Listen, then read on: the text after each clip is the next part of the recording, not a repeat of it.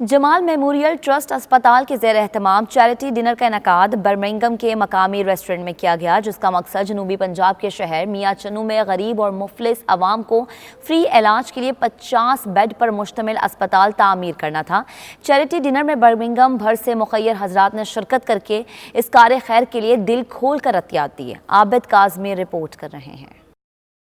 Charity dinner میں پاکستان کے سابق کرکٹر مشتاق محمد نے بطور مہمان خصوصی شرکت کر کے اپنا بیٹ بولی لگا کر ہسپتال کو عطیہ کیا۔ اس موقع پر جمال میموریل ٹرسٹ ہسپتال کے ٹرسٹیز احمد بشیر جمال، ڈاکٹر ایم یوسف میاں، ڈاکٹر توصیف سالار، محمد اشرف مغل اور دیگر نے کہا کہ 50 بیڈ پر مشتمل اس ہسپتال کا ڈھانچہ تقریباً مکمل ہو چکا ہے۔ فشنگ اور سرجیکل سامان کے لیے مہیر حضرات سے تعاون کی اپیل کی گئی، جس میں خواتین و حضرات نے کثیر تعداد میں شرکت کی اور کار خیر میں بڑھ چڑھ کر حصہ لیا۔ اس موقع پر منتظمین نے 92 نیوز سے گفتگو کرتے ہوئے کہا کہ میاں چنو میں غربت کی وجہ سے لوگوں کو بنیادی سہولیات نہیں مل رہی، جس کی وجہ سے دوستوں نے مل کر یہ فیصلہ کیا ہے کہ ہم وہاں 50 بیڈ پر مشتمل ہسپتال بنائیں گے۔ Contributed significantly towards the building of the hospital, but it's time that we should go into our community.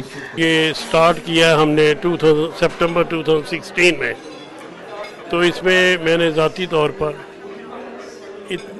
پہلے تو ایک زمین جو ہے 12 کنال وہ میں نے ڈونیٹ کی ہے، جس کی ورتھ جو ہے 525,000 پاؤنڈ ہے، اور اس کے بعد میں نے اس پر بلڈنگ کھڑی کی ہے جس میں تقریباً 350,000 پاؤنڈ میں نے ذاتی طور پر خرچ کیا ہے۔ اس کا مقصد یہ ہے کہ ایک پاکستان کے پسماندہ علاقے میں جہاں جو ہے علاج و معالجے کی سہولتیں بالکل نہ ہونے کے برابر ہیں، وہاں ہم اللہ کے لیے اور اللہ کی رضا کے لیے خیراتی اسپتال بنانا چاہتے ہیں۔